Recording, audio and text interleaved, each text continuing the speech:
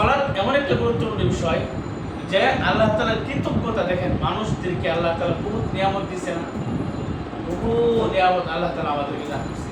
এই নিয়ামতের কৃতজ্ঞতা আদায়ের বড় একটা মাধ্যম হলো কি?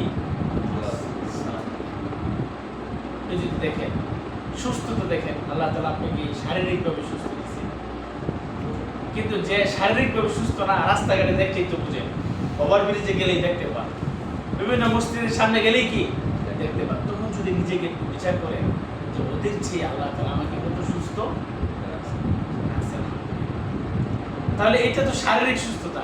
আর কত কিছু দিক দিয়া আপনার মা বাবা আছে, অনেকের মা বাবা নেই, অনেকেই সবচেয়ে বড় নিয়ামত হলো কি যে আপনি তো মুসলিম, আপনি তো কাফের না, আপনি তো বেঈমান না, আপনি তো নাস্তিক না। আল্লাহ তাআলাকে চিনা, আল্লাহ তাআলার আনুগত্য স্বীকার করা জন্য আল্লাহ তাআলা আপনাকে যে মুসলিম হিসেবে সৃষ্টি করেছেন, এটি তো বড় একটা নিয়ামত। সবচেয়ে বড় নিয়ামত আপনি মুসলিম, আল্লাহ তাআলা তার রাসূলের আনুগত্যশীল। জান্নাতে যাওয়ার একটা কি আছে? আশা আছে, তাই না? এইটার নিয়ামত আদায় করে তোমরা শেষ করতে হবে। মুসলমানদের মধ্যেও দেখেন প্রয়োজনে আছে আল্লাহ তাআলার ইবাদত করে, প্রয়োজনে আছে আল্লাহ তাআলার আনুগত্যশীল। এই জন্য আল্লাহ তাআলা যত নিয়ামত ডানে বামে উপরে নিচে আপনাকে ঘরে বাইরে ভিতরে যত নিয়ামত দিচ্ছে না কেন, এই নিয়ামত আদায়ের সবচেয়ে শুকরিয়া আদায় করার বড় মাধ্যম হলো কি? সালাত আদায় করা। দেখেন আল্লাহ রাসূল সাল্লাল্লাহু আলাইহি সাল্লামকে যখন আল্লাহ তাআলা হাউজে কাউসার দিয়েছেন, কি দিয়েছেন? হাউজে কাউসার কি? পানি পান করবে যখন মানুষ কিয়ামতের দিন পিপাসিত হবে। ইন্না আতাইনা সূরা তো সবাই আমরা জানি, তাই না? ইন্না আতাইনা কাল কাউসার, আমি আপনাকে কি করলাম? কাউসার দিলাম। না আতাইনা কাল কাউসার পরে কি? পরের আয়াত কি? ফাসাল্লি লিরাব্বিকা। আল্লাহ তাআলা তাকে কিছু দেওয়ার পরে, আল্লাহ তাআলা তার প্রিয় রাসূলকে দেওয়ার পরে তিনি বলতেছে কি, এবার আপনি কি করেন? ফাসাল্লি, মানে আপনি কি করেন? সালাত আদায় করেন। হাউজে কাউসার দেওয়ার পরে আল্লাহ তাআলা তার রাসূলকে কি বলতেছে? আপনি সালাত আদায় করেন। এটা একটা নিয়ামত আল্লাহ রাসূলের জন্য। এটা কি নিয়ামত? এই জন্য নিয়ামতের শুকরিয়া আদায় করার জন্য আল্লাহ তাআলা বলতেছে কি? সালাত আদায় করেন। সাল্লি মানে কি? আপনি সালাত আদায় করেন, আদেশ আমরের সিগা। সাল্লি লিরাব্বিকা, আপনি আপনার রবের জন্য কি করেন? সালাত আদায় করেন, আর এবং কুরবানি করেন। তাহলে আল্লাহ রাসূল সাল্লাল্লাহু আলাইহি সাল্লাম তিনি সবসময় তিনি আগে পরে সকল গুনাহ মাফ ছিল। তারপরে এত লম্বা কেরাত দিয়ে সালাত আদায় করতেন, তার পায়ের কি হয়ে যেত? পা ফুলে যেত। আসলে কি আগে পিছের সকল গুনাহ মাফ ছিল না? যার এমন ইবাদত করতেন যে তার পা ফুলে যেত।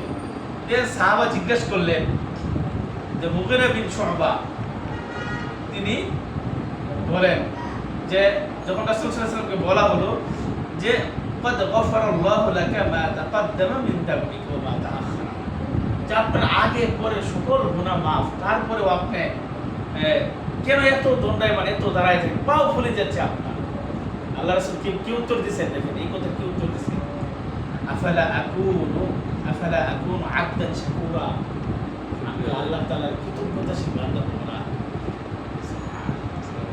আল্লাহ তাআলা তাকে শেষ রাসূল, শেষ সর্বশেষ রাসূল, সর্বশ্রেষ্ঠ রাসূল। আর আপনি আমি সর্বশ্রেষ্ঠ রাসূলের সর্বশ্রেষ্ঠ কি উম্মত। এটা একটা নিয়ামত না?